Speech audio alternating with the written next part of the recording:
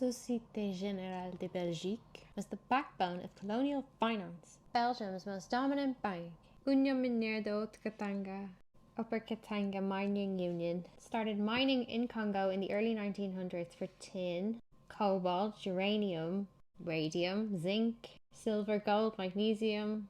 SGB also held major stakes in Fourminière, which was diamonds. In the 1960s, this company controlled over 60% of the global cobalt production.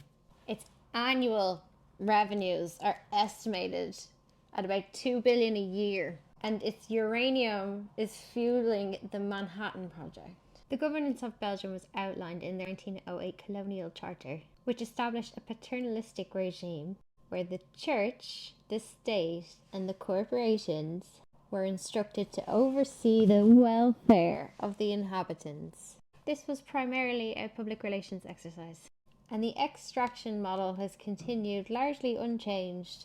Rubber concessions eventually ended their operations due to falling commodity price, but UMHK consolidated its position as the Congo's dominant economic force, with SGB as its controlling stakeholder.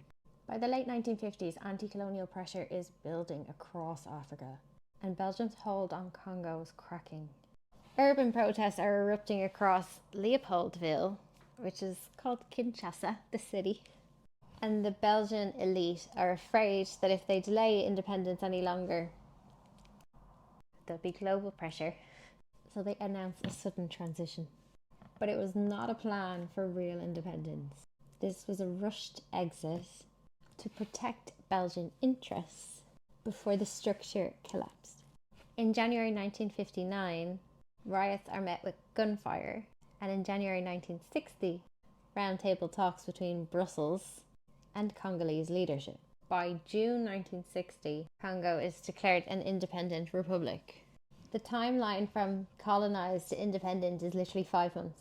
No civil training, no national institutions, no military. By 1960, only 3 Congolese people held administrative roles in their own government.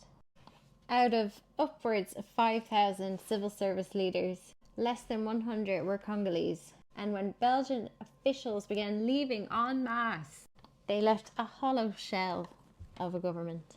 The Force Publique had no Congolese officers above a sergeant. They had been trained to follow, never lead. No independent legal system existed. Courts were run through Belgian law and Belgian judges, and so independence left them with no way to enforce law, no way to resolve disputes, no way to check power. Congo didn't control its own money. The currency is printed in Brussels. The foreign reserve is held in Belgian and French banks.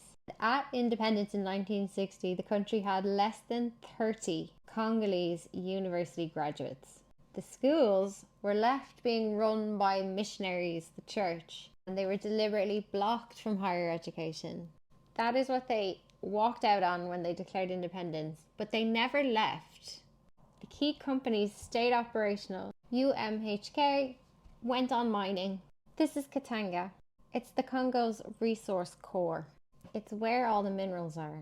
And most of it was controlled by UMHK. Losing Katanga meant the newly independent Congolese state lost its economic engine before it even started. Just 11 days after independence, Chumbi, backed by Belgian mining and political elites, announces separation from Congo. Belgian banks were very afraid that Lumumba would nationalize the mines.